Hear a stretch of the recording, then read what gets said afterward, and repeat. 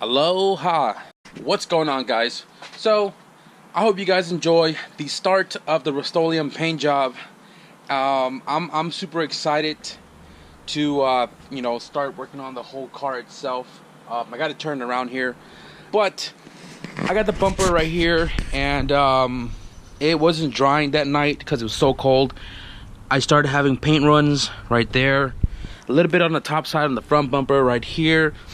I bombed it that night because I was losing daylight and heat, so I just laid a third heavy coat, and it was too wet. And the next morning when I woke up yesterday, a moth was stuck in my paint, and before he died, he attempted to get out, so I got this ugly looking thing right there. For the most part, they are dry to the touch. So today I may be masking off all the areas that are going to be sprayed black to give that a nice black, and finish off the bumper. Maybe later I'll sand off all the runs and may throw clear on it or just polish it out. Like I said, it's a budget built race car, budget built paint job, so I don't want to spend too much time on trying to repair a few of the runs when I can spend the time to paint another part of the car or something. So before I get going with that, my neighbor asked me if I could check out her 97 Expedition. So I'm gonna go knock on the door, get the keys, check it out. It sounds like a common problem with the Fords of not being able to go back into park or some of the other gears or something like that, but I won't know until I go and check out the car to see what the car is actually doing. So I'm gonna walk my ass across the bush and check it out. So the thing is, it doesn't go into park, and you gotta put the car in neutral in order to turn it on. So I tightened up the bolt. Obviously somebody was trying to fix it before, because one is a T30, then the other one's a 10 mil. But the car does park. Right now it's parked. The car does now start in park and not in neutral. But the problem is, this is not corresponding to that. So sometimes you can't even tell if it's in park or not. But you see how it's so far off? And then when I put it in reverse, it's not pointing at reverse. Same goes for neutral. Drive is neutral, and then that's drive. You can see we're moving.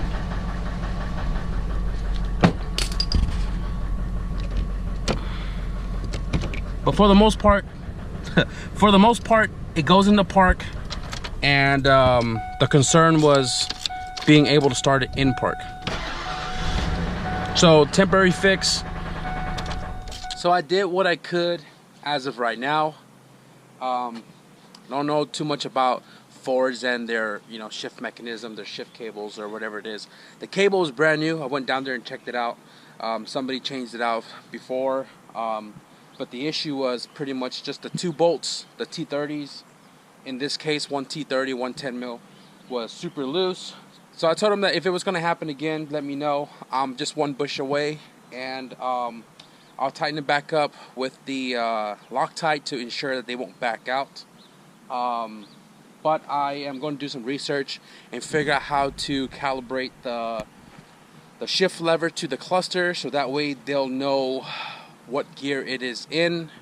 So yeah, aside from that, I am going to get the bumpers in front of the heater again. I want to cook it a little bit more, and because Rustoleum is easy to scratch and easy to get the paint chipped off of it. So I'm going to put it in front of my propane heater since I ran out of gas that night that I painted it. Cook it a little bit more, and then I'm going to mask it all off, paint all the trims black. I'm not sure what I'm going to be doing with the car itself today, but I think what I'm going to do with this car is I'm going to paint it in sections rather than a whole, because as I've shown you guys over there, a moth got onto a piece of the bumper and did some damage.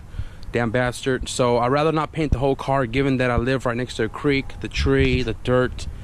I'm going to do it in sections so I can worry about less of a surface getting, you know, jacked up from the elements like this, you know what I mean? So fenders, hood, or fenders get painted one day, hood another day. I'll do this half of the car since it's separated by the molding, and then I'll do the other half, the roof, the trunk, just in pieces. I'm sure you guys will like multiple contents of me spraying Rustoleum rather than one video of the whole car getting painted Rustoleum.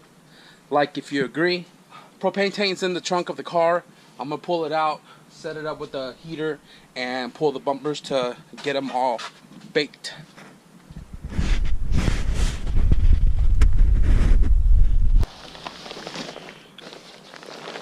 Just want to show you guys my baby. It's been a while since I've driven this car, but can't really do much with the broken ringland.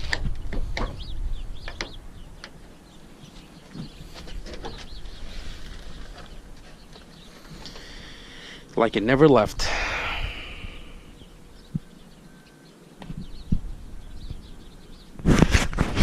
Don't worry, guys. I am actually looking at piston and rods as we speak, and this car is gonna make its comeback really soon. So I'm gonna give it a few minutes on each side of the bumper, right?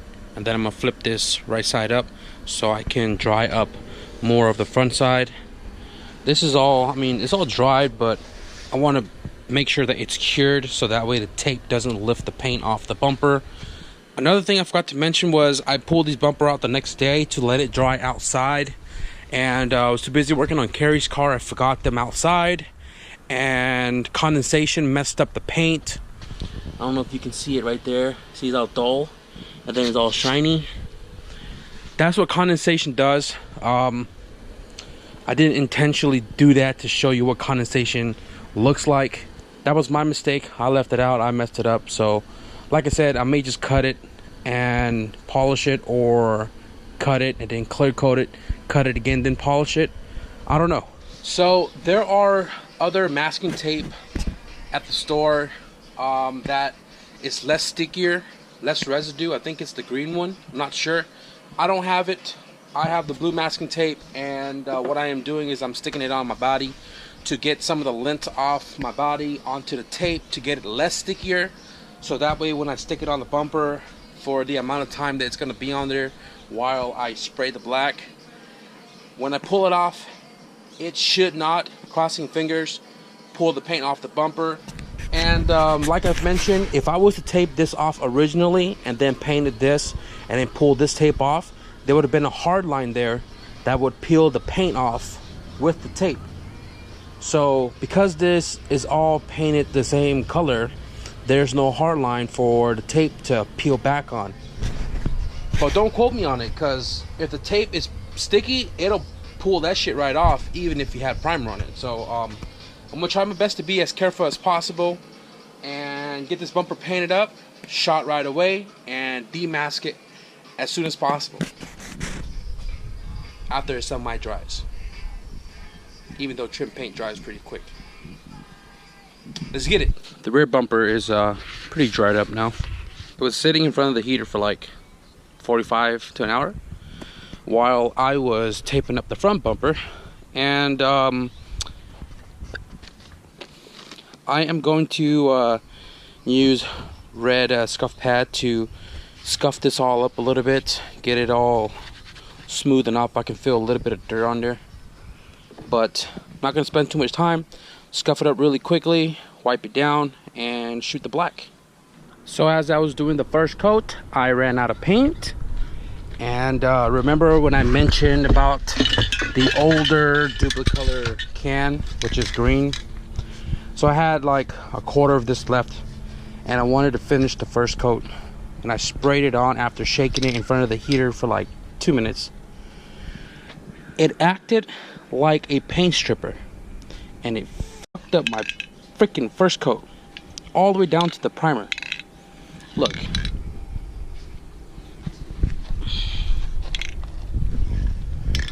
Why? Where are all the birds at? I need y'all to shit on my head a little bit more. bullshit. So I'm gonna run to AutoZone real quick and go pick up a can or two. I was just there earlier today, god damn it. And try to get back to lay those coats down. I'm gonna sand that out, let it dry out here. I'm not even gonna move it in. So I laid another light coat on top of the old green can paint with the new duplicolor trim and bumper, and it still reacted right there. So I stopped, and I haven't done much research, but I'm thinking that because I didn't fully scuff the paint, the Rustoleum, I think that paint is reacting with the Rustoleum. I won't know this until I spray the bumper here. I sanded all of this down with 220, and about to wipe it right now actually. So I'm gonna do a very, very light coat of primer on top of this sanded down gray and see if that makes any difference as far as laying down the trim paint.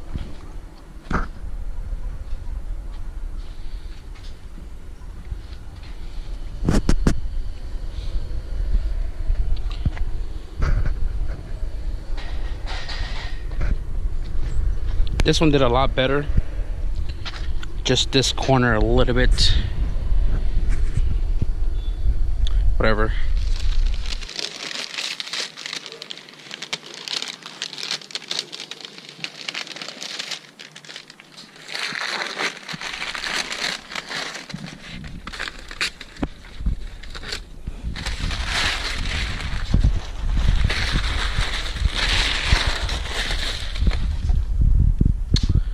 Could be a lot better, but budget built.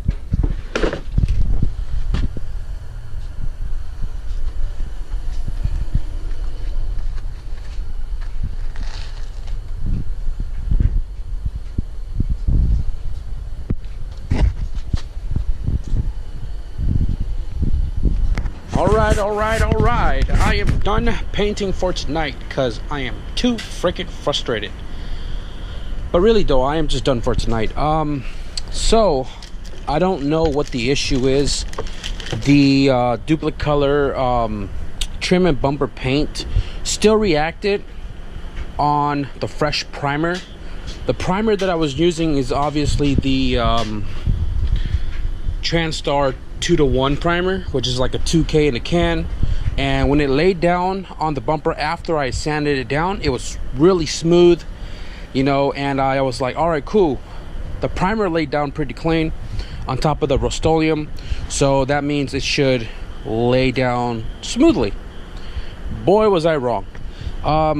So you can see it started to react again with the duplicolor, literally all over the freaking bumper. And I was just frustrated, so I tossed it in there, and I pretty much just used, what is it, quick color from Home Depot. This was like a 99-cent can, and I bombed the flat black on there. And when I bombed it on there, look how smooth it came out, right? Well, aside from all the areas that I didn't even bother sanding anymore, but you can see how it's all flat, right? Nice and flat. The only thing I don't like about it is that it's a flat black instead of a semi-gloss black, but it stopped cracking on the paint, and the bumper finally held the black color on the molding and such. So that's that for the front bumper. I'm going to unmask it because this is all dry already, and then I'm just going to stick it on the front of the car so I don't have to shove it into the garage. And that's going to be that for the bumper. We'll see tomorrow the top portion, the painted areas, if I feel like sanding it all down and polishing it out to get it to be more smoother, because when I run my hand on it, I can feel the dust and debris that was caked on with the paint. So I want it to be smooth. I may sand it tomorrow. Reminds me so much of my sedan days.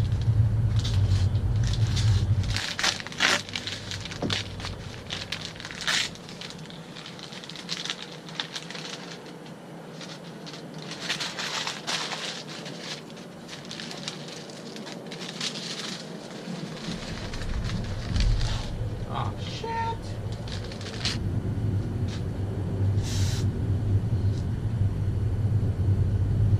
Brake cleaner. Works magic. It's like an eraser. Wow. Yeah. Definitely a 10-footer. I'm gonna slap this on the car and see how it looks. Alright guys, so I've been sitting here just staring at this freaking bumper, and this is pissing me off. That's all the dirt and debris and the condensation from leaving it outside overnight, causing the reflection to disappear. Probably going to sand it all out. I'm not worried about the bottom half because when you're standing up you don't even see it anyways, but the top half I'm gonna attempt to sand I'm gonna sand the whole thing down. So a portion of it I'm going to try to polish it out, and if I can bring that gray to pop, we'll leave it at that and polish the whole top. If the polishing job doesn't do good enough job for me, I'm just going to clear the whole top half of the bumper. Same goes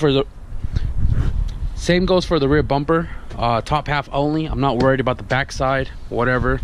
But here it is with the clear corners, and the bumper corners also cleared. And I must say, I can already picture the car in this color.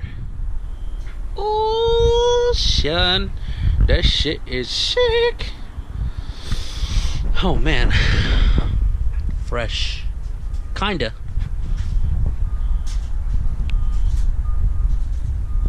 All right, guys. So I decided to close out this video here. Successfully unsuccessful trim painting today. I got it all nice and blacked out how I wanted to be, but with the exceptions of all the wrinkles and stuff. Budget bill race car, not a big deal.